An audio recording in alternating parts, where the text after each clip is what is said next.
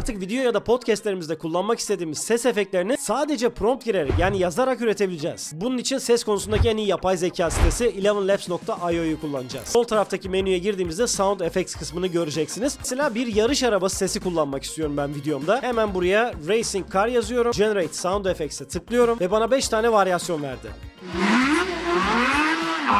Hemen birkaç deneme daha yapalım. Zombi sesi.